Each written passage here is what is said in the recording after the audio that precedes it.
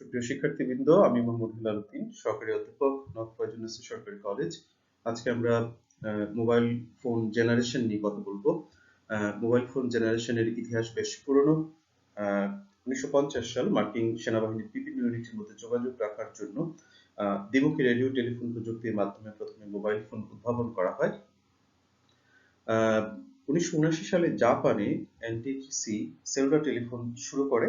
তখন 23টি বেজ স্টেশনের মাধ্যমে টোকিও শহরের 20 মিলিয়ন লোককে তারা নেটওয়ার্ক কাভারেজের মধ্যে নিয়ে আসতে সক্ষম হয়।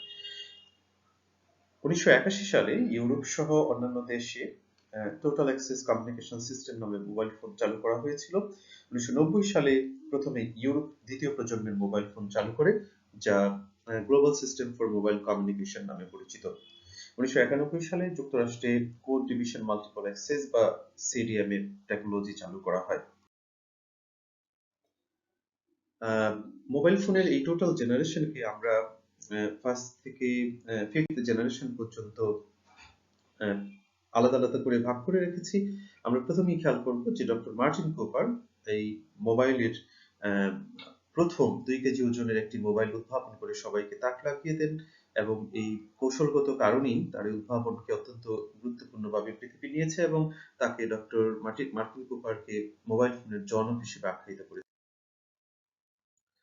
আমরা যদি পর্যায়ক্রমিকভাবে এখানে জেনারেশনগুলো দেখি, তাহলে আমরা খেয়াল করব ফার্স্ট জেনারেশন সময়কাল ছিল 1981 থেকে 91, সেকেন্ড জেনারেশন 92 থেকে 2000 সাল, থার্ড জেনারেশন 2001 থেকে 2010 সাল এবং ফোর্থ জেনারেশন 2011 সাল থেকে 20 সাল পর্যন্ত। এর পরবর্তীতে আমরা দেখব 20 সাল থেকে এই পরবর্তী সময়গুলো ফিফথ জেনারেশন চলে আসবে, এবং এই ফিফথ জেনারেশনে আমরা খেয়াল করব যে মোবাইল ফোন দিয়ে আমরা আমাদের সকল যন্ত্রপাতি অর্থাৎ বাসাবাড়ির বিভিন্ন ব্যবহার্য ইলেকট্রনিক উপকরণ, গাড়ি, বিমান, এগুলো মোবাইল ফোনের মাধ্যমে কন্ট্রোল করা শুরু হবে। ন্যাচারাল সিস্টেমে সেটি কাজ করবে। এখানে একটু বলে রাখা দরকার যে প্রথম প্রজন্মের যে সেলুলার ফোন, সেটা মোবাইল রেডিও এবং টেলিফোন ব্যবস্থার মাধ্যমে কাজ করত। তবে এই ব্যবস্থার নাম দেওয়া হয়েছিল জিরো জেনারেশন। এটা 50 সাল থেকে 80 সাল পর্যন্ত কাজ করেছে। তারপর 81 সাল পর্যন্ত আমরা ফার্স্ট জেনারেশনে দেখিয়েছি। এখানে আমরা আবার একটু ফার্স্ট জিরো জেনারেশন দেখে নিলাম। ফার্স্ট জেনারেশনের সময়কাল আমরা জেনেছি। এখানে অ্যানালগ ভয়েস সিগন্যাল হিসেবে এই প্রযুক্তি কাজ করত। ফ্রিকোয়েন্সি ডিভিশন মাল্টিপল অ্যাক্সেস ছিল এক চ্যানেল অ্যাক্সেস পদ্ধতি, এবং ডাটার স্থানান্তরের হার বেশ কম ছিল, মাত্র 14 কিলোবিট পার সেকেন্ড। এটা শুধু কথা বলার জন্য ব্যবহার হতো, কোনো ডাটা স্থানান্তর করা সম্ভব ছিল না। সার্কিট সুইচ টেকনোলজির ভিত্তিতে এটি কাজ করত, এবং সেমিকন্ডাক্টর এবং মাইক্রোপ্রসেসরের ব্যবহার প্রথম ভাগে শুরু হয়েছিল। এই জেনারেশনে যে মোবাইল ফোন উৎপাদন হতো সেগুলো বেশ বড় ছিল এবং ওজনে বেশ ভারী ছিল। এখানে ফোন সেটে ইন্টারঅপারেবিলিটি ছিল না, অর্থাৎ অন্য মোবাইল অপারেটর, আমরা এখন যেমন বাংলালিংক থেকে গ্রামীণ থেকে রবিতে কল করি, সেই ব্যবস্থাটি তখন ফার্স্ট জেনারেশনে ছিল না। নেটওয়ার্কে হ্যান্ড অফ অর্থাৎ কল চালু অবস্থায় লোকেশন পরিবর্তন করা যেত না, করলে পরে কল বিচ্ছিন্ন হয়ে যেত।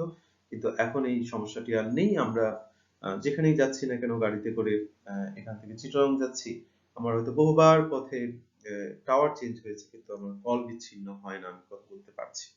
সিঙ্গেল ফ্রিকোয়েন্সি অপেক্ষাকৃত কম ছিল ফার্স্ট জেনারেশনে। সেকেন্ড জেনারেশনের সময়কাল আমরা দেখেছি, এটা ডিজিটাল নেটওয়ার্ক এর ভিত্তিতে কাজ করত, এবং এখানে frequency division multiple access, time division multiple access, code division multiple access, এই প্রযুক্তিগুলো তখন সক্রিয় ছিল।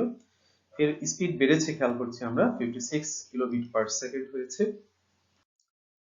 এরপর আমরা চলে যাব হচ্ছে এই সেকেন্ড জেনারেশনে আমরা দেখলাম যে মোবাইল ফোনে প্রথম প্রিপেইড চালু হলো, এবং এসএমএস পাঠানো সম্ভব হলো। ইন্টারঅপারেবিলিটি সুবিধাটা সীমিত পরিসরে চালু করা হলো, এবং সীমিত হ্যান্ড অফ সুবিধা, অর্থাৎ অল্প জায়গার মধ্যে কখনো কখনো টাওয়ারের সাথে বজায় থাকলে পরে সেখানে লাইন কেটে যেত না। কিছু ক্ষেত্রে সেল ব্রেদিং এর অসুবিধা ছিল, তখনও সীমিত আন্তর্জাতিক সুবিধা অর্থাৎ বিদেশে কল করার যে সুবিধা সেটি পাওয়া গেল, এবং ফোন সেটে প্রথম সিম চালু করা হলো। এই যে দুটো প্রযুক্তি, অর্থাৎ global system for mobile communication, আর হচ্ছে কোড ডিভিশন মাল্টিপল অ্যাক্সেস।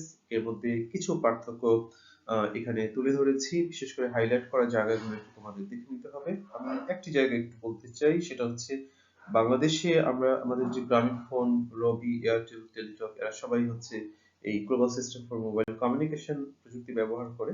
আর সিটিসেল একটি কোম্পানি ছিল, প্রথম ভাগে ভালোই তারা ব্যবসা করেছে, সেই প্রযুক্তিটি সিডিএ প্রযুক্তিতে কাজ করতো। সেখানে সিমের পরিবর্তে রিড ব্যবহার করা হতো। থার্ড জেনারেশনে আমরা চলে আসবো, সময়কাল তোমরা দেখেছো, high speed IP data network বজায় রেখে এটি কাজ করতো। এখানে টাইম ডিভিশন মাল্টিপল অ্যাক্সেস বা কোড ডিভিশন মাল্টিপল অ্যাক্সেস এর সাথে টাইমটাকে কনফার্ম করে দেওয়া হয়েছে। স্পিড বেড়েছে, 384 কিলোবিট পার সেকেন্ড হয়েছে।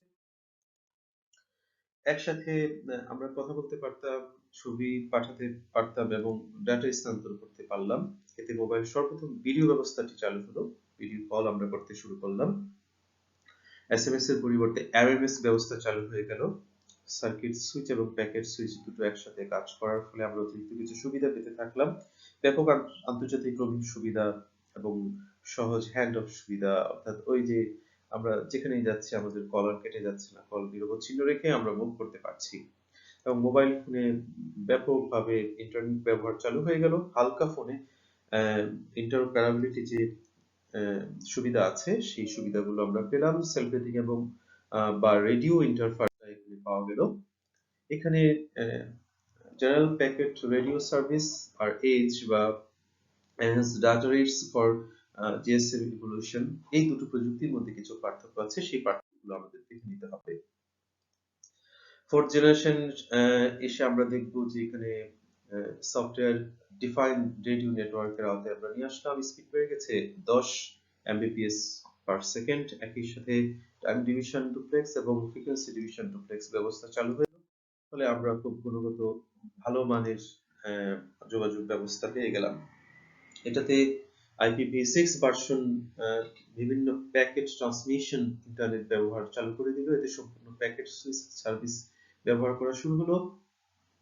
চ্যানেল অ্যাক্সেস পদ্ধতি হলো অর্থোগোনাল ফ্রিকোয়েন্সি ডিভিশন মাল্টিপ্লেক্সিং, এবং এতে multiple input multiple output technology এন্ট্রিটা ব্যবহার করা চালু হলো। এখানে একটু বলে রাখা দরকার যে আমরা জানি যে পৃথিবীর নিজস্ব গঠন অথবা মোবাইলের যে সিগন্যাল, সেটা হচ্ছে ইলেকট্রোম্যাগনেটিক সিগন্যাল। এই সিগন্যাল গুলো পৃথিবীর যে গঠন, সেই গঠনের জন্য পৃথিবীর এক প্রান্ত থেকে অন্য প্রান্তে পাঠানো সম্ভব নয়, অথবা আবহাওয়ার কারণে ঝড়ঝঞ্ঝা, বৃষ্টিপাত, তারপর বিভিন্ন রকম বড় বড় অট্টালিকা, পাহাড়, এছাড়া বিভিন্ন রকমের ইলেকট্রনিক ডিভাইস, এগুলোর কারণে এই সিগন্যাল কিন্তু ইন্টারাপ্ট হয়, বাধাপ্রাপ্ত হয়, কোথাও নিরবচ্ছিন্নভাবে যেতে পারে না। তো সেই কারণে কিন্তু পরবর্তীতে আমাদেরকে জায়গায় জায়গায় কতগুলো ম্যাপিং করতে হলো যে আমরা কোথায় কোথায় টাওয়ার বসাবো, টাওয়ারের চারপাশে কতটা জায়গা জুড়ে এই টাওয়ারটি কাজ করবে। তো সেগুলোকে আমরা সেল বলেছি গত ক্লাসে। সেই সেলের মধ্যে যখন কাজ করতে শুরু করলো, তখন কিন্তু আমরা যোগাযোগ ব্যবস্থাটি স্বাভাবিক অবস্থায় পেলাম। সেল না হলে কিন্তু এই ব্যবস্থাটি আমরা পেতাম না। আরেকটি কাজ করা হয়েছে যে এই সেল থেকে যাতে অনেক বেশি কল এট এ টাইম আমাদের টাওয়ার গুলো গ্রহণ করতে পারে, সেই টাওয়ার গুলোতে সেই ব্যবস্থাটি উন্নত করা হয়েছে। এইভাবে কিন্তু আমাদের যোগাযোগ ব্যবস্থাটি ডেভেলপ হয়েছে। এটাকে আমরা ওই যে MIMO, multiple input multiple output যাতে এট এ টাইম হতে পারে, হাজার হাজার মানুষ যাতে এই টাওয়ার গুলো, বেস টাওয়ার এবং এমএসসি বা মোবাইল সুইচিং টাওয়ার ব্যবহার করে তারা কাজ করতে পারে, যোগাযোগ করতে পারে, সেই ব্যবস্থাটি এই জেনারেশনে এসে পুরোপুরি আমরা পেয়ে গেলাম। ডিজিটাল মাল্টি চ্যানেল মডুলেশনের জন্য ইন্টার সিম্বল ইন্টারফারেন্স যে সমস্যা, সেই সমস্যার সমাধান হয়ে গেল। পরাদ্বিতীত ব্যান্ডউইথ কার্যকর এবং সর্বোচ্চ ব্যবহার নিশ্চিতভাবে আমরা এখানে দেখতে পেলাম। এই মোবাইল প্রজন্মের যে আলাদা আলাদা বিষয়গুলো বলেছি, এক নজরে যদি আমরা একটু দেখে নিই, তাহলে এখান থেকে মোটামুটি আমরা একটি ভালো আইডিয়া পেয়ে যাব। তো আজকে এ পর্যন্তই। আশা করি সবাই খেয়াল করে দেখবে এই জিনিসগুলো এবং বোঝার চেষ্টা করবে। ধন্যবাদ সবাইকে।